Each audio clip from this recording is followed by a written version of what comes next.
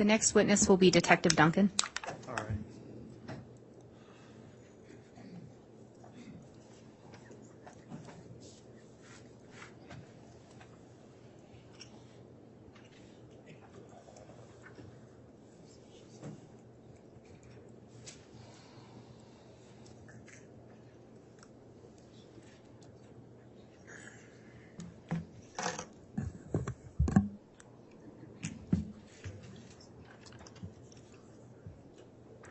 You solemnly swear or affirm that the testimony you're about to give will be the truth, the whole truth, and nothing but the truth, so help you God?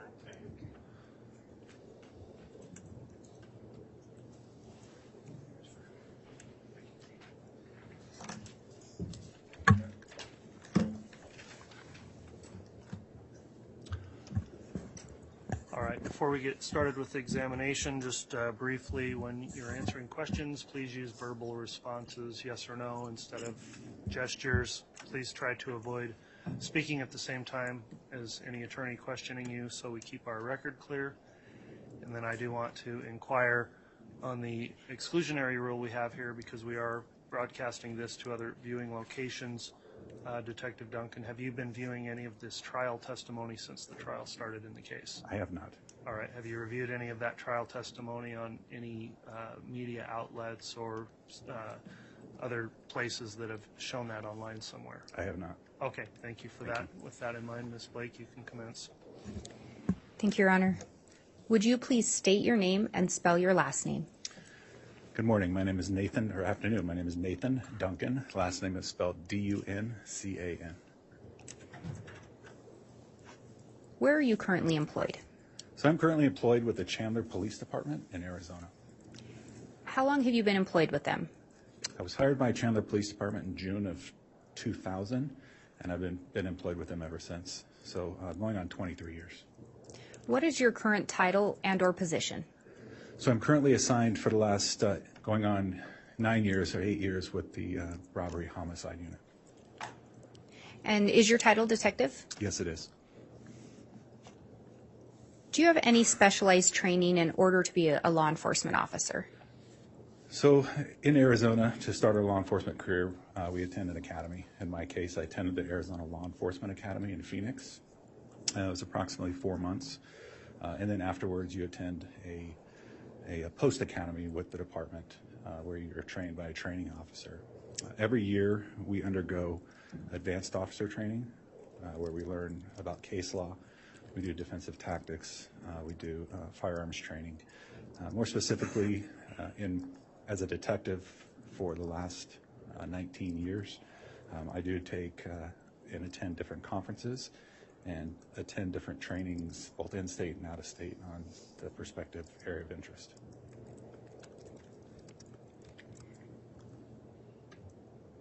And were you working on July 11th of 2019? Yes, I was.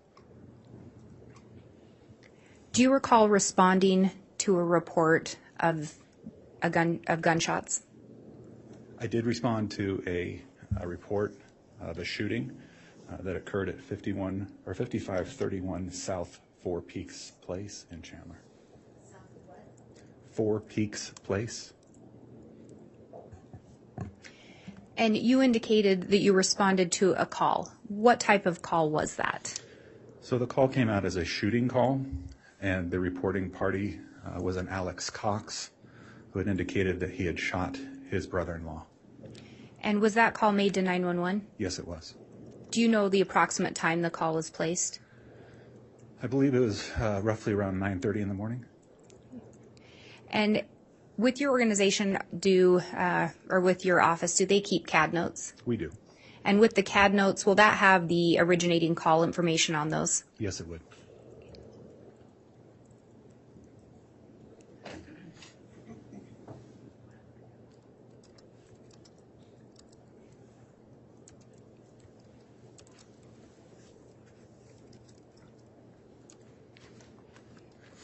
Detective Duncan, have you looked at CAD notes before? Yes, I have. And have you looked at the CAD notes in this case? I have. And if you were shown a copy of what's purported to be the CAD notes for this case, do you think you would recognize those? I would. Your Honor, I have what's marked as State's Exhibit 46. I would ask that the witness be shown these. All right.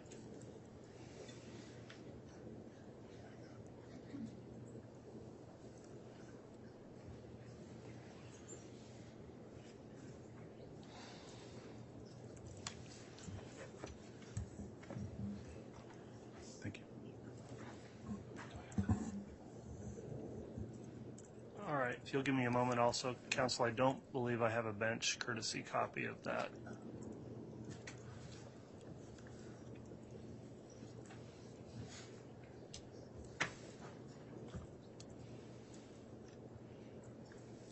Thank you, Mr. Bailiff.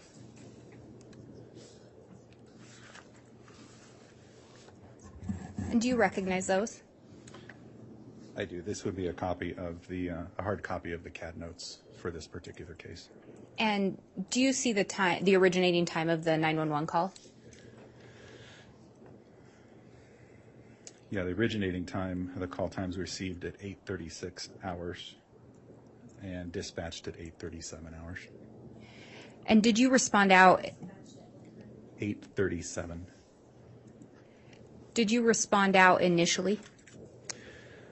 Once I heard the call and our particular unit for a robbery and a homicide, we will respond to that. So was I dispatched to this particular call? No, we just responded once we heard the radio traffic. And do you recognize those CAD notes? I do. And are those, in fact, the CAD notes related to this shooting incident that you responded out to? Yes, they are. Your Honor, I would move for the admission of Exhibit 46. Any objection from the defense?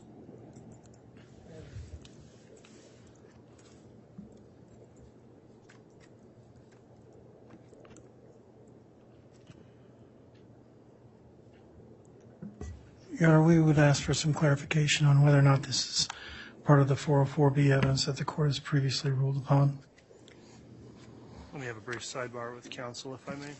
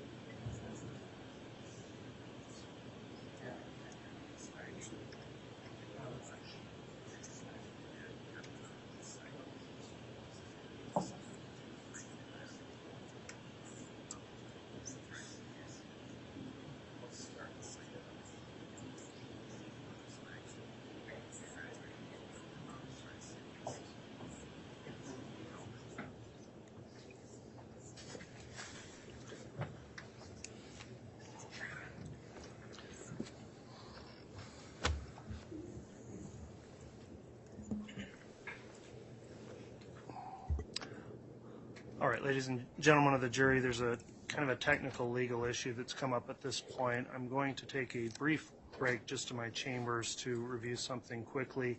I don't think it merits an actual break to have you excused to the jury room, so if everyone can just wait here for, should be 5 minutes or less, then we'll continue back on the record. You're free to stand up and stretch your legs if you like, and then we'll get started right back up once I return from chambers. All rise.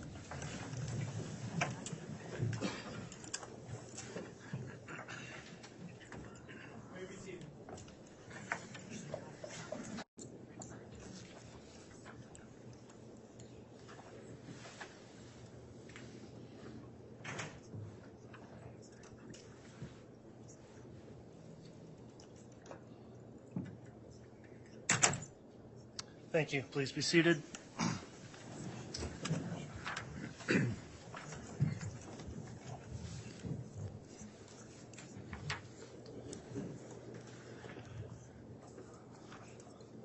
All right, at this time, the court will have an instruction for the jurors at this point in the case. I will note on the record this is an issue that was previously brought before the court prior to trial, and I incorporate findings I've made previous to trial. In terms of this instruction, I'll also advise you members of the jury that you will receive a written form of this instruction before your deliberations commence, so you don't necessarily have to memorize this or note it all down, but I'll be giving you this instruction now and maybe at other times during the trial as well. So the instruction is this.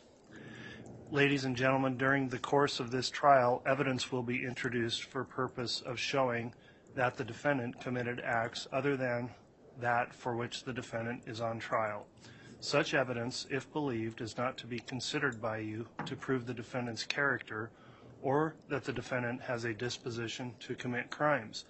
Rather, such evidence may be considered by you only for the limited purpose of proving the defendant's motive, opportunity, intent, plan, or absence of mistake or accident.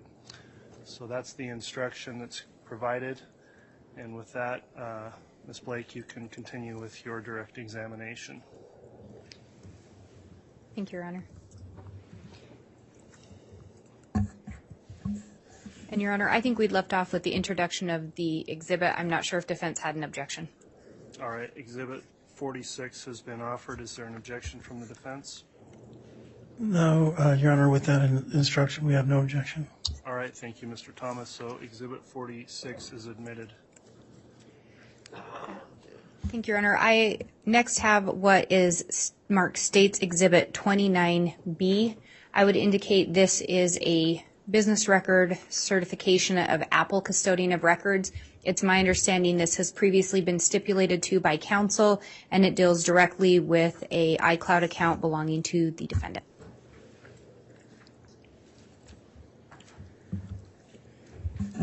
Oh.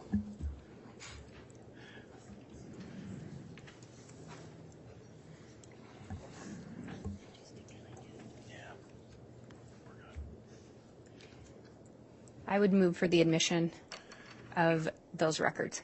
Any objection to State's Exhibit 29B being entered? No, Your Honor, we have previously stipulated that. Okay, I thought so. Exhibit 29B is admitted. It may have been previously admitted, but it is admitted. And just to clarify, that would include the documents that is referencing and the data. As far as I understand, yes. Thank you, Your Honor. Detective, you said you did respond out to that report of a shooting. When you arrived on scene, were you assigned any specific tasks? I was. In this particular case, I was assigned to assist Detective Coons, and he and I were going to be the detectives in charge of documenting the crime scene. Is it common practice for you to have specific designations for different detectives? It is. There's a lot that goes on involved in a homicide investigation. We usually try to break it up as much as we can into a lead detective who is in charge of the case overall. We have a crime scene detective. We might have somebody in charge of interviews. So there's a lot of different moving parts in a homicide investigation that we try to assign to other investigators. Do you know who the original lead investigator was? So the original lead investigator in this case was Detective Nathan Moffat. At some point, did that change? It did. And who became the lead investigator? So Detective Moffat was promoted in June of 2020, and at that point I became the lead investigator in this case. Prior to that time, did you continue to assist with the investigation? I did. Unfortunately, I had other commitments after this case, immediately after, so I wasn't able to assist as much as possible. But shortly after, in January, I was able to obtain some records that are or iCloud account records and some cell phone records that I looked through and analyzed. And going back to that July 11th date, when you were assisting with the scene, what does it generally include if you're the scene detective? So as a scene detective, when we first get there, we have the assistance of a crime scene detective, or a crime scene technician, sorry. A crime scene technician is an evidence technician that will first take photographs of the overall scene. Once that is done, the crime scene detective itself will go through and determine items of evidentiary value that we need to collect, photograph, and then seize as evidence in this case. As part of being the scene detective or assisting the scene detective, did you deal with the body? I did. In this case, the body is as evidence as anything else in the scene. So I made a call to the Maricopa County Medical Examiner's office once our photographs were taken, and then a medical examiner investigator responded to assist us with the investigation and to take control of the body. And I may have jumped ahead a little bit with this. Because you'd responded to the report of a shooting, when you got there, was it determined if there was a victim? Yes, there was. Was the victim alive? The victim was not alive. Did you learn the identity of the victim? Yes, through our investigation and through the caller, the victim was identified as Charles Vallow. And when you respond to the report of an unattended death, is it your common practice to investigate? Yes, any unattended death that we investigate, we automatically investigate as a homicide until the evidence or witness statements proves otherwise. And in this case, did you observe Charles Vallow's body? I did.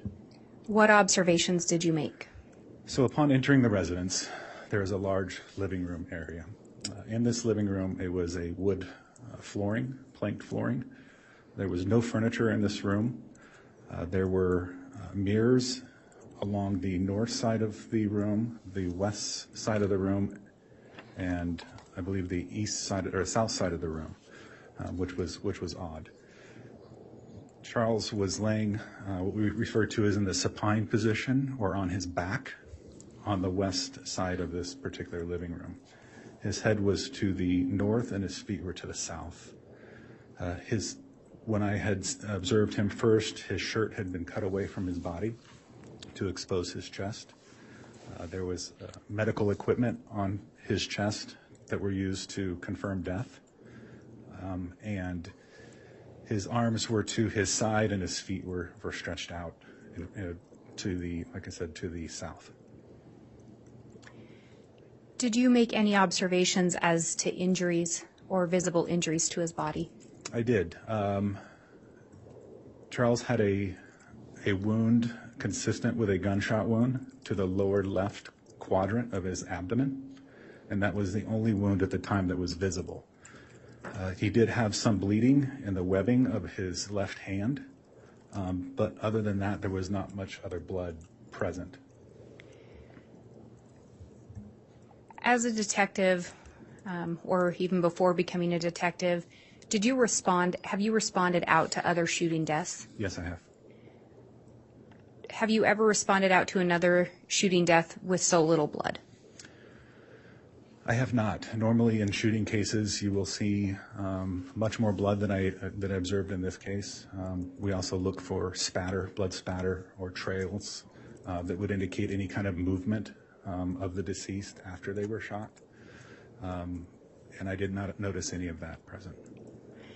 And you had previously indicated that it was Alex Cox that had reported this shooting? That is correct. Do you know what he reported in regards to the shooting? Alex had told police that that he had shot Charles in self-defense. Do you know if he indicated how many times he had shot Charles? Yes, Alex had indicated that he shot Charles twice in the chest while he was standing. And you indicated you only saw one bullet hole, but you said initially. Correct, that's initially. At some point, did you discover any other injuries to his body? Yes. Lying next to Charles' body, can I go back a little bit? There were 2 shell casings, 45 caliber shell casings that were to the west of his body. Also next to his left shoulder, there was a bullet or a projectile that was laying on the ground, which was odd. He, like I said, very, very little blood present, but he, other than the webbing in that projectile. Can you repeat the question again? I'm sorry. Yes, Sorry. you're fine. At some point, did you observe other injuries to his body? Yes. Those other injuries are noted after the medical examiner arrives. We do not touch the body at all until the medical examiner arrives. They have jurisdiction over the body. Once the medical examiner arrives, they can do a more, not very thorough, but just a brief inspection of the body, if you would, making observations. In the center of Charles's chest was an AED pad that was used for defibrillation. That pad was kind of pulled back, and there was another similar hole in the center of his chest that was also consistent with a gunshot wound. Charles' body was eventually rolled, and once rolled, there was another wound to his upper left back or shoulder area that was also consistent with a gunshot wound. And did you know or could you tell if the injury to his back would have been an entry or an exit wound? I try not to make those determinations on scene, and those are more for the medical examiner to determine. And the report from Alex had been that he had shot Charles twice in the chest. Correct. So at least Alex's indication where the shots had come from the front. Front to back, would have entered yes. front. And you have talked about the lack of blood. Do you know whether or not there was any indication as to whether or not CPR was performed on Charles or attempted? So in the reports given in the 911 call that we listened to, Alex had indicated that he had given Charles CPR. Based on what I saw. Objection, Your Honor. I know where he's going with this. I'm going to object to him responding that he can make some sort of a medical diagnosis as to whether or not Alex performed CPR. I think it's premature, the objection at this point. We'll wait and see if that's where the testimony heads, but I'll keep that under advisement. Okay. Mr. Thomas. Have you been to scenes before where there were injuries to a body and CPR was performed? Yes. Have you seen the aftermath? Oh, I apologize. Yes. Have you been to other incidents where there were injuries to the body and CPR was performed? Yes. And I'm going to renew my objection, Your Honor. This is exactly where they're going. Well, I understand, but additional foundations being laid now, so it's overruled at this point, Mr. Thomas. In your experience, if CPR is performed, do you notice more blood? You would notice more blood, yes. And would that be due to the injuries? With an injury to the chest and also to the back, you would expect as you are compressing on the heart that blood would either go to the front or to the back. Your Honor, I'm going to object. This is calling for speculation. He's speculating as to what would happen when somebody's given CPR after being shot. And, Your Honor, I believe he's speaking to his training and experience and what observations he made at the scene. Yes, and it's overruled for that reason. Thank you, Ms. Blake. Thank you, Your Honor.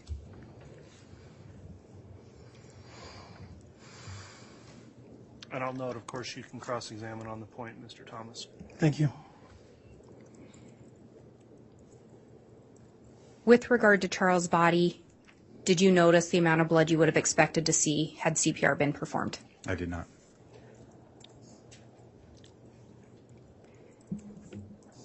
And you indicated that Alex had reported he had shot Charles in self-defense. Yes. Were you able to make any kind of a determination if there had been a struggle or a fight based on the scene? Charles did have some abrasions to his knees, were the only thing outside of those wounds to his chest and to his back. There were some abrasions. The house being kind of sparsely furnished, unable to determine if there was any furniture knocked over or any indication that two grown men had been fighting. So we were unable to determine whether or not an altercation occurred. Did you locate blood anywhere else in the residence? Yes. The only other place outside of where Charles was lying immediately, the only other blood in the residence was on a faucet within the kitchen. And in this case, Alex had indicated that he had washed his hands in that faucet. And you indicated the medical examiner's office will show up before the body's removed. They removed the body, yes. And they do some kind of initial examination. The investigator will do an initial investigation before they place the body in a body bag, yes. And they will also take notes for their investigation. Were you present while that was being done? Yes, I was. Did you see Charles' body being removed? Yes, I did. And I believe you've talked about seeing an injury to his back, what appeared to be a bullet hole. Yes, I did. Did you make any other observations as his body was being removed? Other than his kind of physique, his size, he was a man in his 60s. He was in very good shape, had athletic wear on. I did not notice any other bleeding on his body other than coming from his torso and the abrasions to his knees. Did you notice anything with regard to the scene itself as he was being removed? Yes, during the investigation, we did in that living room area. There is a very tall baseboard on the flooring in that wood plank floored room. On the east side of the room, there was a projectile that was stuck inside of the baseboard. That baseboard was, after being photographed, that baseboard was cut out as evidence, and the projectile was also kept as evidence. In addition to, after Charles was removed from the residence, we made the decision to bring Alex Cox back to the home and have him do what we refer to as a walkthrough, to try to have him explain where he was standing and what had occurred during that time. I made the decision that I did not want to give Alex any kind of perspective as to where he was standing. So out of the ordinary, we cleaned up a large amount of blood that was now under the pool underneath him, and we cleaned that blood up from the wood flooring. When that blood was cleaned up, I noticed an indention consistent with a strike mark from a bullet in the floor. And was that directly under where Charles' body was? It had been directly under where his left shoulder was. Did you check the floor for other similar marks? I did. Did you find any other similar markings in that floor? There were no similar markings. And we've talked about what the room looked like. Was there furniture in that room? There was not, no.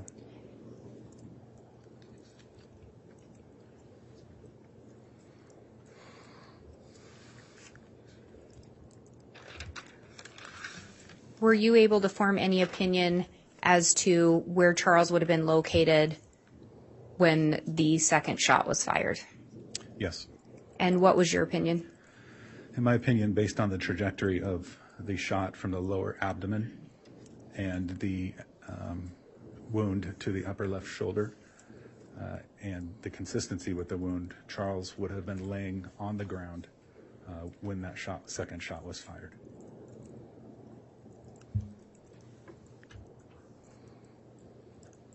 Do you know if an autopsy was conducted on Charles? Yes, it was. Were you present for that? I don't recall if I was present. Detective Coons might have been to that, but I have read the report, yes. And is it common practice for a detective to attend the autopsy? Every time, yes. On homicides, yes. Was this, and you said a detective did attend the autopsy? Yes. So was this determined at some point to be a homicide? Yes, it is.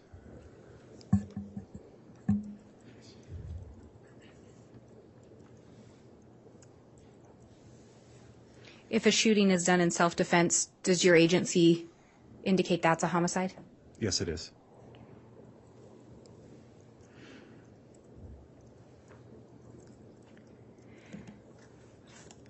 So now fast forwarding to January of 2020, you took over as the case agent.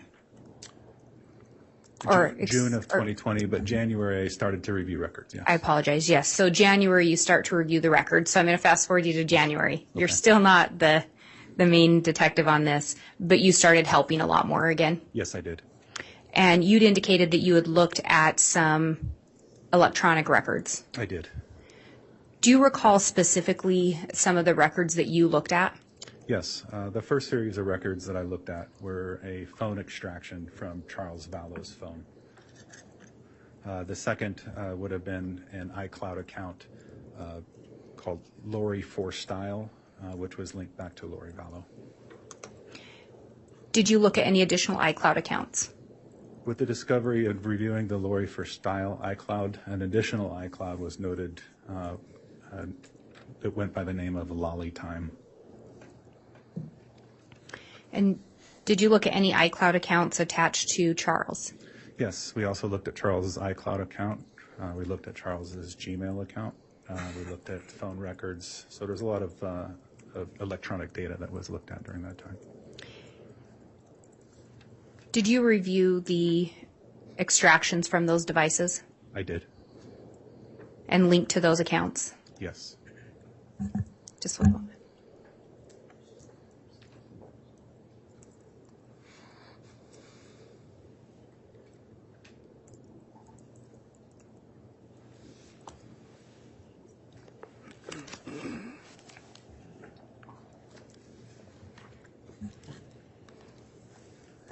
And talking about Charles' phone, do you know how Charles' phone came to be in the possession of the Chandler Police Department?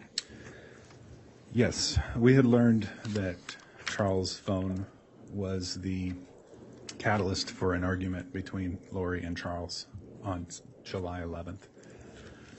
During that time, after Charles was shot, Lori had taken Charles' phone with her in his rental car. That phone was later returned by Lori to the Chandler Police Department.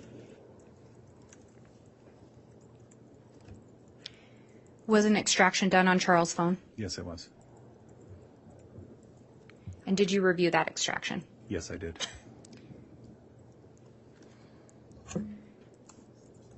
Do you recall if you were able to view some emails? I was, yes. Were you able to view text messages or SMS or MMS messages? Yes, I was. And when you were looking through Charles' phone, were there specific things you were looking for? There was.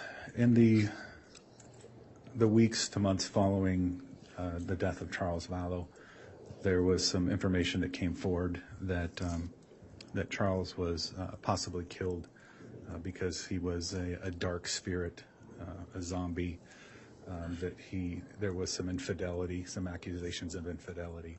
So in that time, in reviewing those, I was specifically looking for information regarding that would help us in this investigation.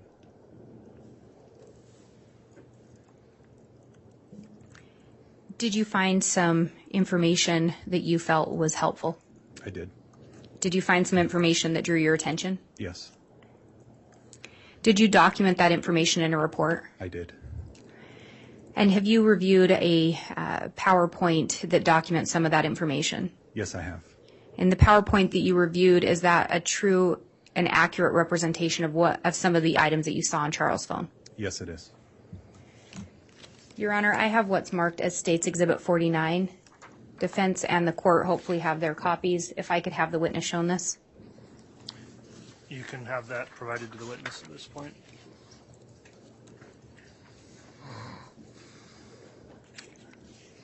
And if I can just have you glance through that.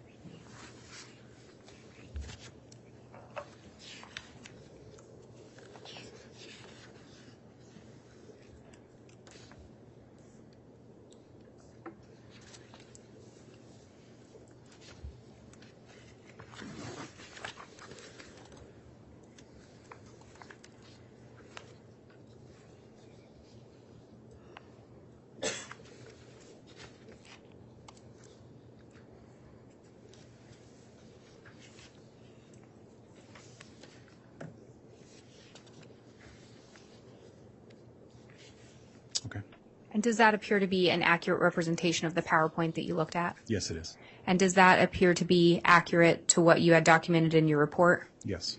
And accurate as to what you observed on Charles' phone? Yes. Your Honor, I would move for the admission of that exhibit. Any objection from the defense? Yes, Your Honor. We would object. May I voir dire of this objection? Yes. When did you make this PowerPoint up? The PowerPoint was, I've created several PowerPoints for this case, but for presentations, but this one was made over the last couple days. For presentations? Yes. To whom? To Maricopa County courts or the prosecutor's office. I've done one for them, and I've also done one for other investigators in this to kind of show them key details in this. And when did you turn this particular PowerPoint over to the prosecuting attorney? So this was yesterday and then reviewed today. Okay. Your Honor, I have no idea if these text messages are what they purport to be. I don't know. I haven't gone through these particular texts to make sure that they're not taken out of context or if they're even accurate in what they are. So I'm going to object based on foundation. I don't know if these are what they say they are. Ms. Blake, I'm concerned about that time frame for disclosure. I think at a minimum the defense is allowed to review and make sure that if this is a compilation or summary of other previously provided discovery that it's accurate. So I'll allow the state a response on that objection, but those are the concerns I see at this point. Sorry, the state would cite to Idaho Rule of Evidence 1006 that allows for summaries in order to show the content of voluminous writings, recordings, or photographs. These, as the detective has testified to, these are accurate depictions of what are contained in police reports that have been turned over to the defense. These particular messages have been available in discovery. Okay. Your Honor, if I may. Yes. The police report she's referring to is over 1,500 pages long. So I have serious concerns. All right. At this point, here's what I'm going to do. I'll allow the jurors to take our mid-afternoon break. I'll further consult with counsel here after they're excused for a moment, and we'll go back with the presentation after that. So let's have the jurors be excused at this point. We'll argue this a little more outside their presence and then take our break. All right.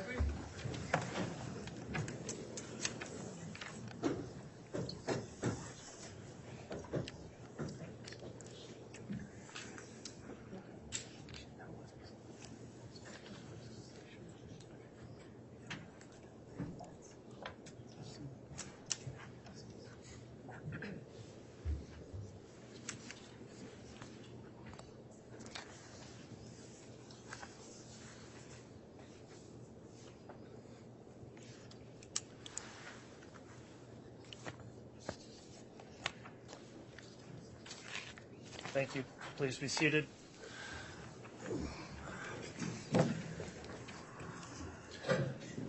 Ms. Blake, so on the objection, again, it may well come in under 1006, but the defense needs an opportunity to confirm that this is a summary of information they've previously been provided. So my suggestion is if you can point out to the defense where this was in the voluminous discovery that's been referred to by Mr. Thomas, then we can determine whether or not it comes in under 1006 or whether the objection is sustained or not. But given the timing of it, I do think the state should be required to show precisely where this information came from out of those voluminous reports to make sure that it's accurate, as Mr. Thomas has raised a concern about that. And the state can understand the position on that. I would indicate that as part of the 404B, we did extract portions of the Chandler report, and those were provided to defense counsel. These would be in those extractions in the written format of the report. The phone extraction itself has also been provided. It would have gone out, I believe, in production 1, but we can look and find exactly where that is to locate these. But they were produced in both of those. Okay, and they may well have been. I think it's up to you to point those out to the defense at this point so they can confirm that, in fact, they have been provided that to see if they have any other objections. So we'll let you wrestle with that issue for a bit while we take our afternoon break and then see where we stand after the state's had an opportunity to do that. So we'll be in recess at this time. All right.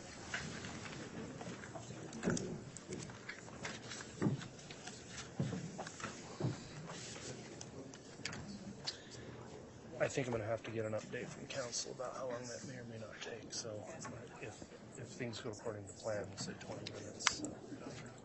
Thanks.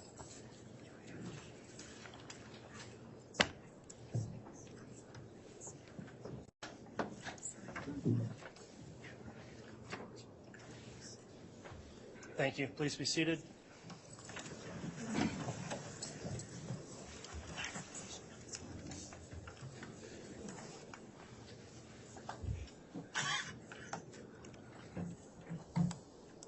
All right, before we bring the jury in, I'll just ask the parties to make their representations. We talked about a resolution to the issue of the timing of the disclosure of the Exhibit 49, and I think the parties have agreed on a way to get this resolved just by scheduling. So, Ms. Blake, what's the understanding of how the state will proceed on that issue?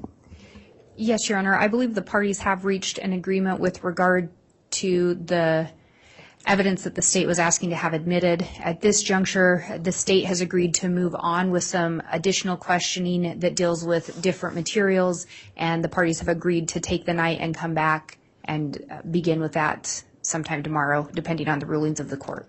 All right, thank you. Does the defense agree we can proceed in that manner? We agree to proceed in that manner. We are only waiving our objection to the timing portion of it. We haven't reviewed it yet, so we don't know about any other evidentiary issues. Understood. So 46 has been offered. It has not been admitted. I'll hear any further objections if necessary tomorrow, but we'll pass over that part of the evidence at this point and allow the defense adequate time to review the underlying recordings or documents that were used to summarize under Rule 1006. And so the state, I understand, has additional direct for this witness that we can continue with this afternoon. That is correct, Your Honor. However, I guess maybe before the jury comes in, the court had given a limiting instruction regarding 404B. I believe we are currently moving outside of 404B and believe that an instruction would be appropriate. And then if we head back into that tomorrow, I think a new instruction could be given. All right. I guess I'm not really aware if we instruct going in and out of 404B. I think that instruction, when it comes up, is appropriate. I think as we move on to other topics, that can just be clarified again with the written instructions. But if the state believes there needs to be a kind of a now we're exiting 404B instruction, I'd consider that. I'm not really aware of that being required.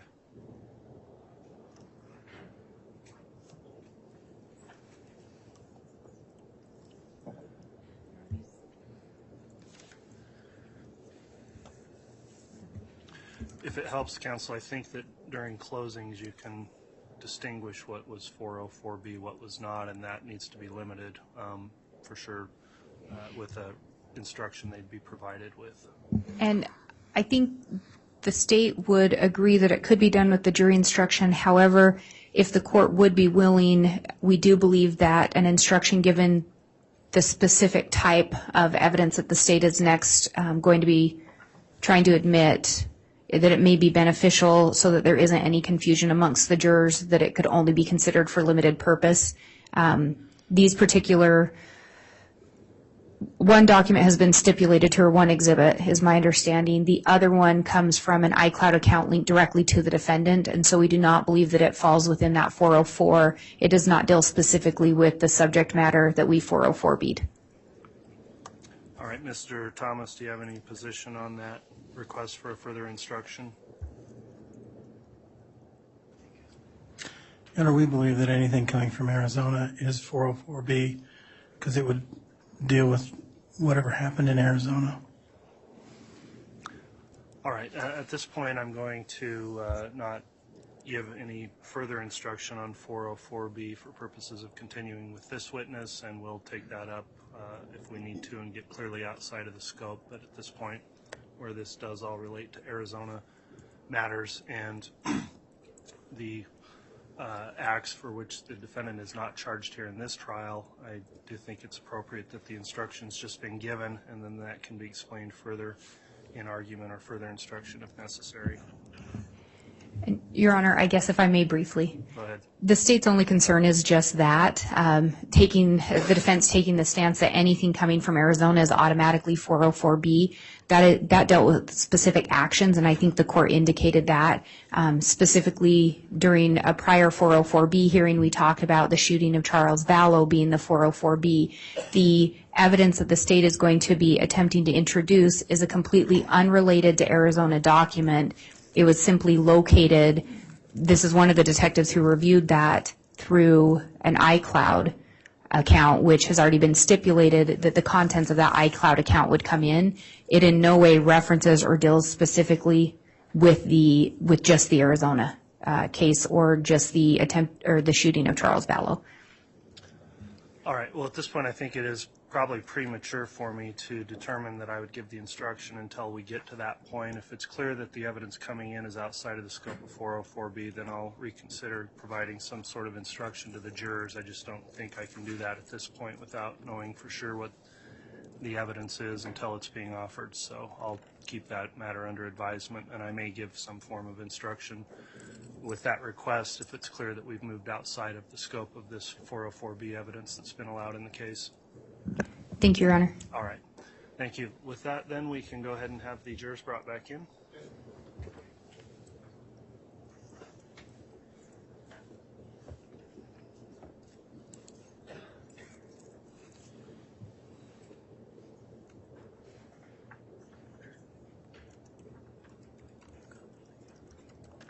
All right, please.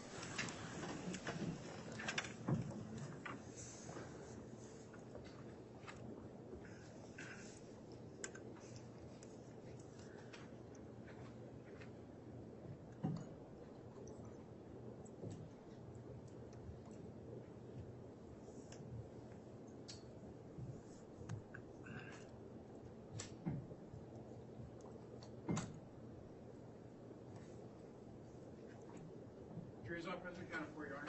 All right. Thank you, Mr. Bailiff. Please be seated.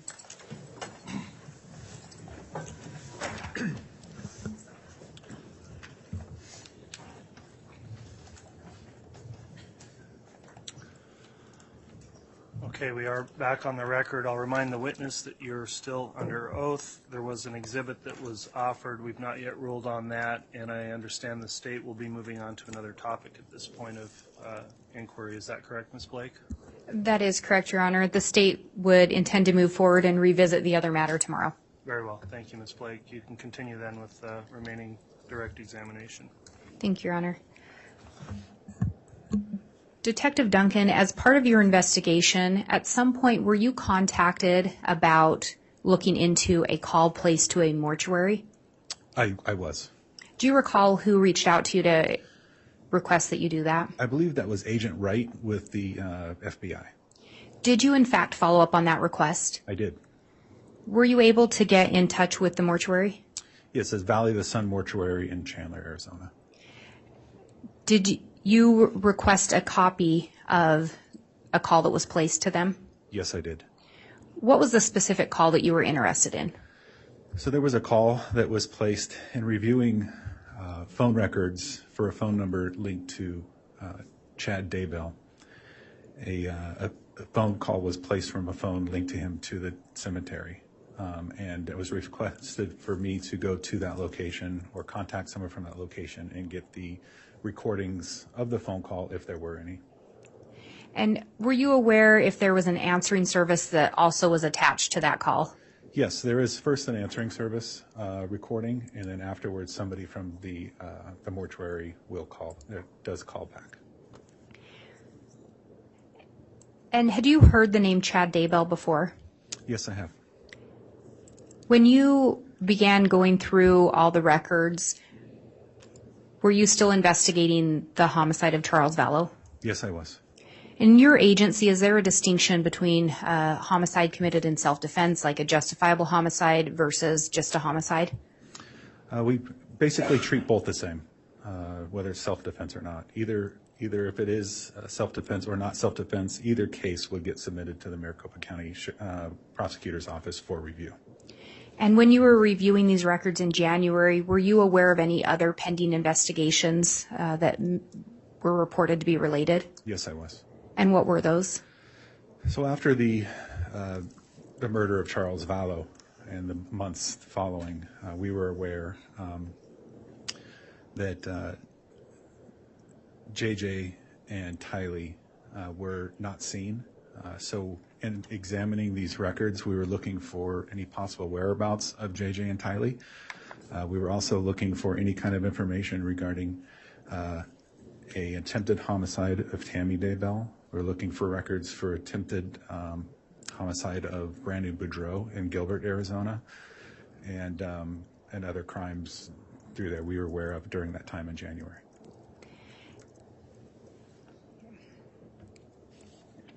And, Your Honor, I have what's marked as States Exhibit 44, and I also have States Exhibit 45.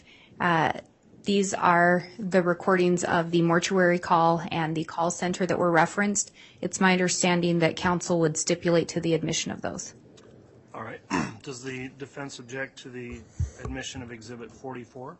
No objection, Your Honor. Does the defense object to Exhibit 45 being entered? No objection. All right. Both Exhibits 44 and 45 are entered and may be published to the jury. Thank you, Your Honor.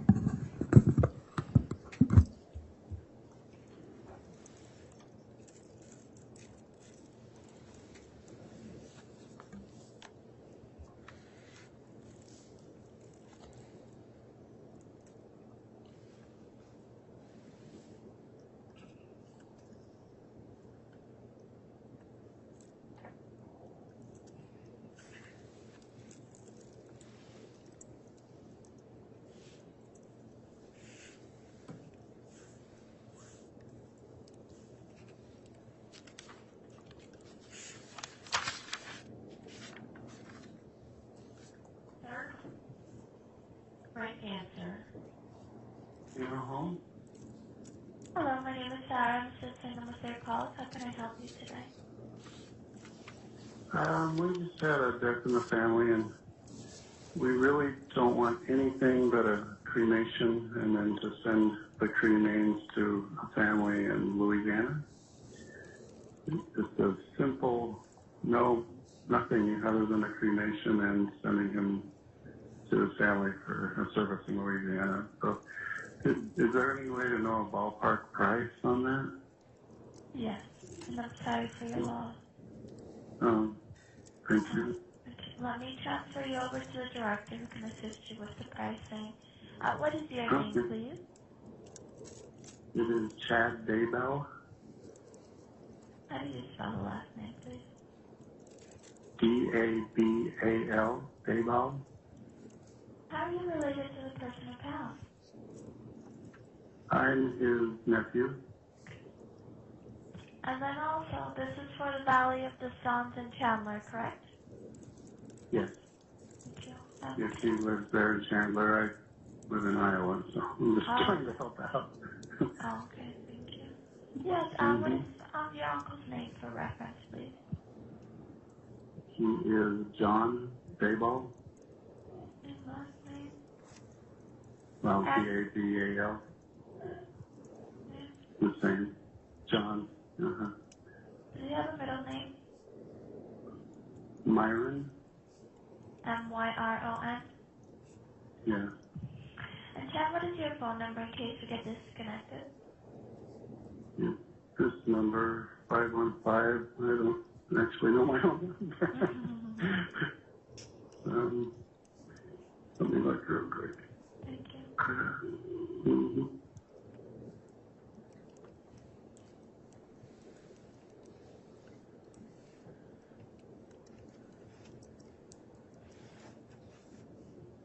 Five 402-0143. Thank you. Is he at a nursing home, hospital, or residence? He passed away in a hospital. I don't know the details. I'm just calling. Yeah, it's just for to know, because sometimes it's different if it's a residential or hospital or a nursing home. I'm thinking they're sending him to the medical examiner. I'm not sure. I should have had more information before I called. I'm sorry. That's okay. All right. Cremation with shipping. To which city? New Orleans. Yeah. Mm-hmm. Okay, one moment please, Chad, stay on the line. Let me Okay. transfer you over to the director who can assist you with that. All right. Thank you. Thank you. Hello, Chad. Yeah. Thank you for holding. I do have the director, Carissa, on the line to further assist you. Okay. Thanks. Thank you.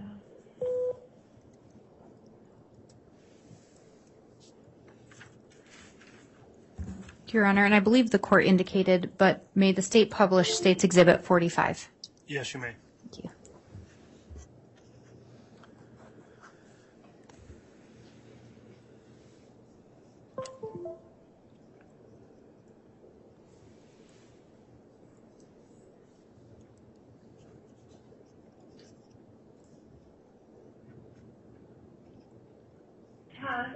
My name is Carissa. I'm a funeral director with Valley System Mortuary and Cemetery.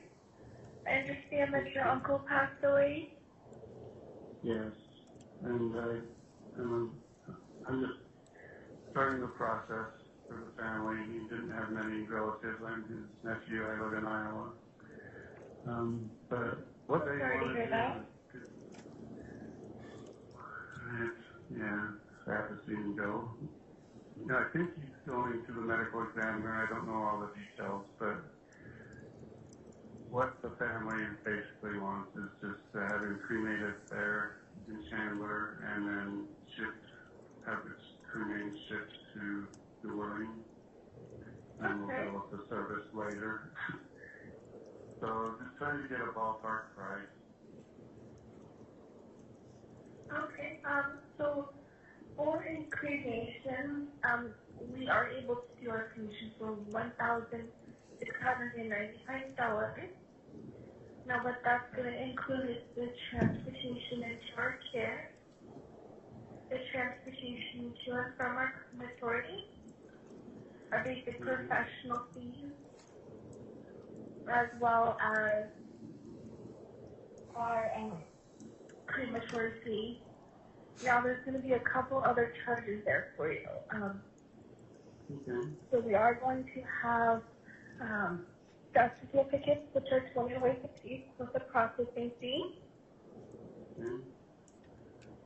$15 permit fee. And then we're able to do that transfer through the mail for you, and that's $150 fee for you. Okay. Like UPS or something, I guess. Okay. So close about 2,000 probably, and the ballpark. Yeah.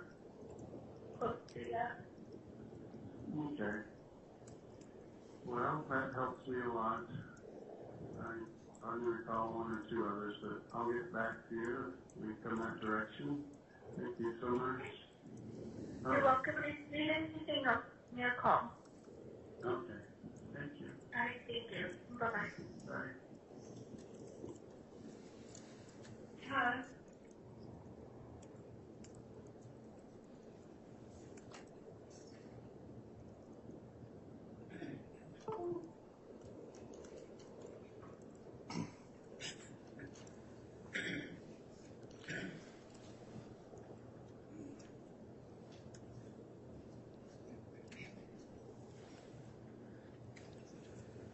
Detective Duncan, which city was Charles Vallow killed in? Charles was killed in Chandler, Arizona. Do you know if that call was placed around the time of his death? It was placed the evening following his death. I believe you indicated you were requested to look into it because the phone number on that call had been attached to Chad Daybell. Correct. Have you ever heard Chad Daybell's voice? I have. Are you able to recognize the voice on that call? Yes, I am. And who was that? Chad Daybell. Do you know where Charles was originally from? Charles was originally from Louisiana.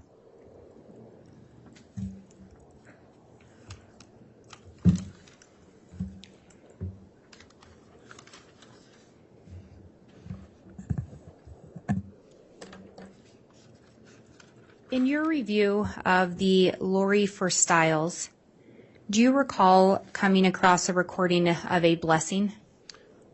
I believe it's Lori for Style, not the Styles. I just asked Lori for Style. But Lori for Style. I do recall coming across a blessing, yes. And thank you for correcting me on that. So in Lori for Style at iCloud, you came across a blessing. I did, yes. Do you know who the blessing was for? The blessing was for Alex Cox. And did you review that? Yes, I did. Was it an audio recording? There is both an audio recording and a Word document transcript for that, yes. Were you able to discern who else was on that recording? Yes. And who was that? Chad Daybell and Lori Vallow. Were you able to determine if it was a specific type of blessing? Yes, I was. And what type of blessing? The blessing is referred to as a patriarchal blessing. And are you familiar with that term? I am. Do you know if it's attached to a specific religion? It is. And what religion is that? So patriarchal blessing is attached to the Mormon religion, Church of Jesus Christ of Latter-day Saints. It is a blessing that is given to any worthy member of the church. And it is a blessing that is given by a stake patriarch of that church, and a blessing that is given to provide guidance through your life. Do you know who gave Alex Cox that blessing? In that audio, that is Chad Daybell that gave Alex Cox the blessing. And within the LDS religion, are you aware as to whether or not Chad held the appropriate authority to provide that blessing? I've been informed that he is not.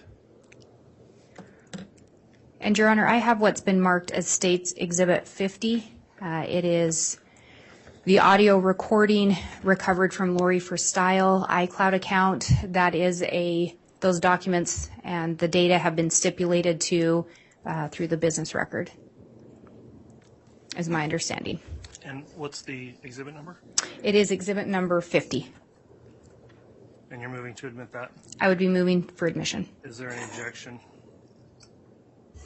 No, Your Honor. All right, exhibit 50 can be admitted.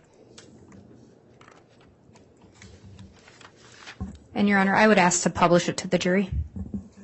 All right, and how long is that? I believe it should be, I will pull it up to get you the exact timestamp, but it's just over 20 minutes. Okay, let's go ahead and hear that, and then that'll probably take us to the end of the day then, Ms. Blake.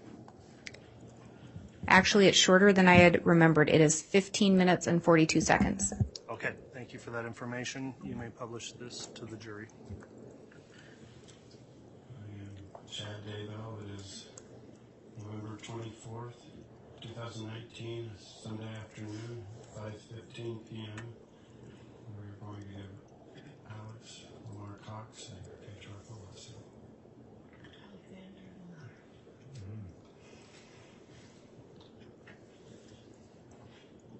Alexander Lamar Cox. On this special day, I lay my hands upon your head to give you a patriarchal blessing as part of the member of the Church of the Firstborn that you have earned the privilege to be a member of.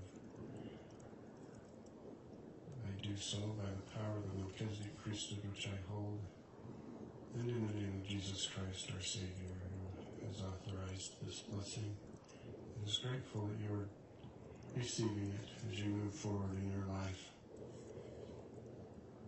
You are a member of the house of Israel, of the 12 tribes, and you are a descendant of Joseph through the tribe of Ephraim, which grants you many blessings, particularly of spreading the gospel in these latter days and protecting and preserving those who seek to learn the truth. And that has been your mission on this earth, and will now expand into ways that we will discuss further in the blessing. I want to begin by opening up the portals of time and going back to your previous creations on which you lived. I see you on the third creation as a valiant warrior, fighting for truth and righteousness, always seeking to do what is right. And you progressed and were selected by the Savior himself to be part of the fourth creation. Great warriors were needed in that creation. Powerful goddesses were needed to be protected, and you were selected to help protect your sister. And you helped her in numerous probations as a defender. You have a special bond even from the premortal world. You connected there, and as she grew in power, you were right there beside her, always. With a humble heart, you both always were so humble. So as this fifth creation began, after you had been exalted in the fourth creation, when you could have gone on to exaltation with Holly, as a resurrected being, you accepted the Savior's invitation one more time to come to this mortal realm, to condescend as a God, to help us. You have already assisted us in ways that can never be repaid. But you will continue to do so as you move forward in this life.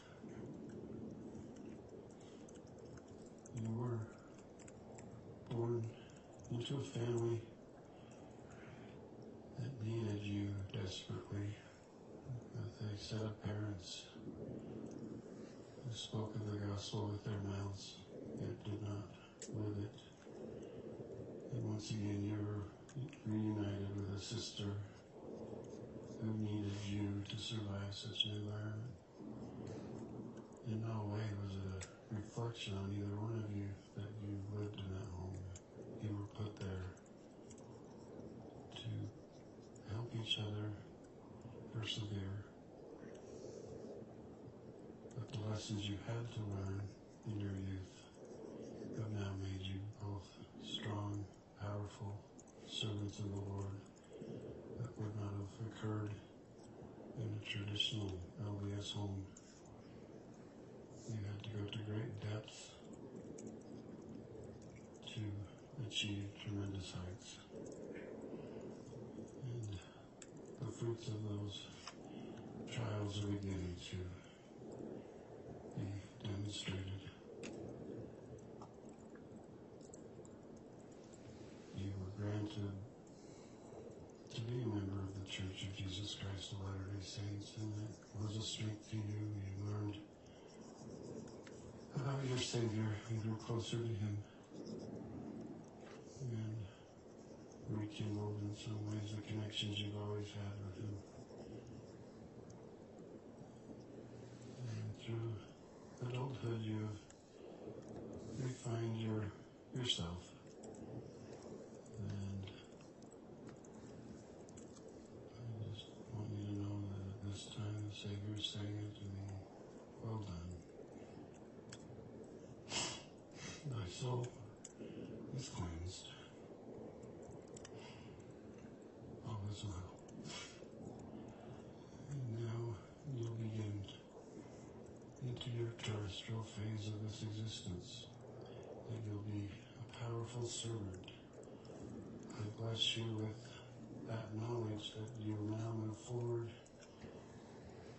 as a true warrior in ways that can be demonstrated through not only physical action, but through spiritual power that is coming to you and will be bestowed upon you. I bless you with the knowledge that through marriage you'll be united with a partner who will match your powers and complement your strengths. You'll be known throughout the world for your good-heartedness, your willingness to save souls all over the world through portals, and you will begin to gather the souls that come unto Christ. I see you in New Jerusalem, but more importantly, I see you as a messenger of the Lord. Surrounding New Jerusalem will be many small communities where people will come who aren't quite ready to enter those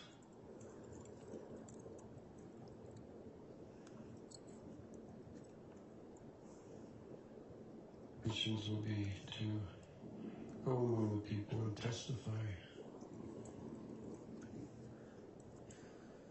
as a prophet that they can make it. You'll share your own experiences of overcoming adversity, and through your example they will rise up. You will give tremendous blessings to them, raise their vibrations, and be like a brother to many of these fathers who may have had doubts, but through your strength they will look to you as a hero, and you'll bring entire families that have been sanctified to the gates of New Jerusalem, and they will be allowed in on your word.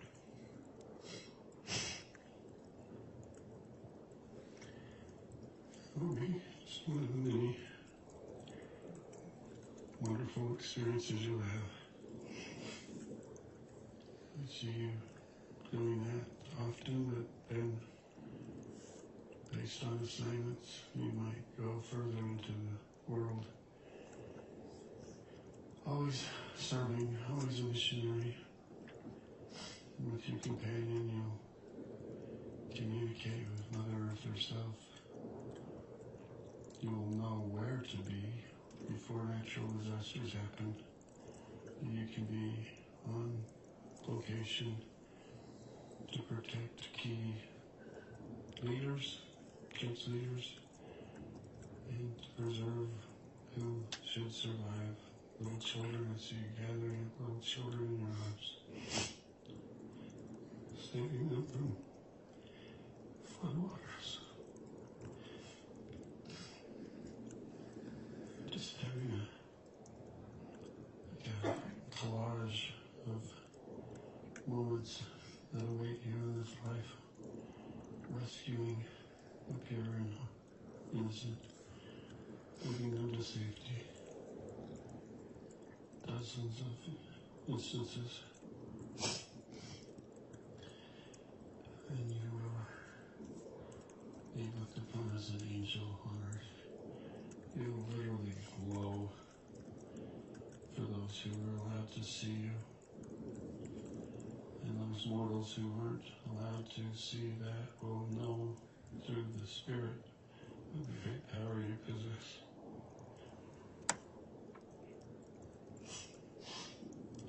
The proper time, after many years of service in such ways, as the second coming approaches, you will know when it's time to move to the other side. This body that has served you well will lay down one day, and you'll pass your spirit will leave this body, and you'll be greeted wholeheartedly and welcomed by the Savior himself. You already know him. But that reunion will take place on a greater plane, that the spirit you feel at that time, the vibration will exceed all. And before the second coming even occurs, the Savior will let that body rest a day or two, and much like himself, you will be raised and be resurrected, so that when the Savior does return, you will be right at the front of that amazing team of angels. It will sweep the earth, much like described in the renewed earth. You will be there. It will bring you great joy to help Mother Earth transfer to a terrestrial realm, to burn away the celestial refuse. At that time, you and Holly will still have assignments here temporarily, but then you'll move forward. She's already preparing a world for you two,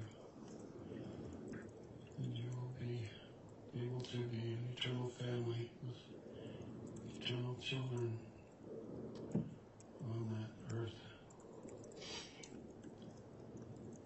And the glory will just continue for you now, on and on through eternity.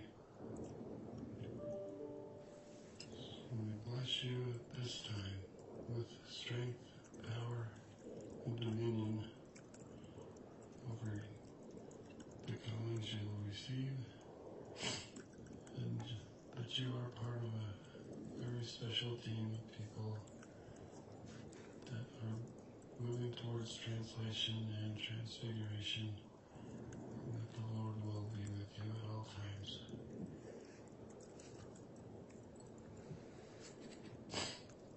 You will be a patriarch in your own home. You will give blessings similar to this. Their veil will be essentially gone. You'll be able to see into the past and into the future for these individuals and share with them the same type of knowledge and truth. We bless you with protection throughout your mortal life. The angels will now be assigned to you as you reach this vibration. You have 9 angels assigned to you now to watch you from all sides through your faithfulness. I know you will stay faithful. You have a great mission. I protect you. I bless you with a strong protection against Satan and his followers, Lucifer, Cain, anyone else who seeks to oppose you. You will feel a new vitality and strength against them, and to use your priesthood to defend against them.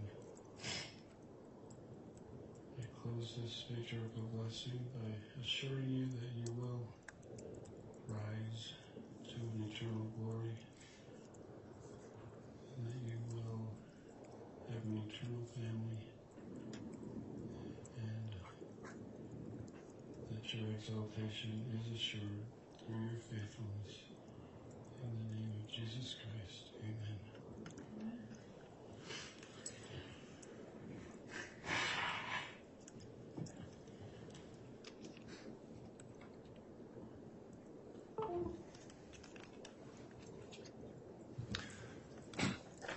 All right, Ms. Blake, at this point then, given the time, I think we will adjourn for the day. Is the state okay with that? Your Honor, could I ask one follow-up question? Absolutely, go ahead. Detective Duncan, do you know if there was a timestamp or an indication of when that recording was made? I believe in the metadata on that there is a timestamp, yes. Do you recall what it is? I want to say it was November 24th or 25th of 2020. I have no further questions. Okay, so Actually, I guess I will clarify. Could it have been 2019? Or 2019, sorry. And do you know when Alex Cox, if he's still alive? Alex is not alive now. Do you know when he passed away? I don't know the exact date, but I use a reference is he would have died in Arizona around about the same day that Tammy Daybell was exhumed. Could that have been in December of 2019? That is correct. I have no further questions at this time, Your Honor. okay, and that's for today, but you're not concluding direct, right? I guess I should indicate that, yes, for today with regard to that. Okay, I appreciate that. Thank you, Ms. Blake. So that will bring us up to the time to conclude for the day. We will adjourn. I'll continue to thank the jurors for their service reporting here each day. I'll give you your daily admonishment at this time to please continue to follow the court's rules about not talking to each other or anyone else about this case and not looking the case up on the internet, in the media, anywhere else. If you'll please comply with that today as you go home, and then we will see you again in the morning. Have you sign that juror affirmation when you get here, and we'll plan on starting again at 8:30 tomorrow on our regular schedule.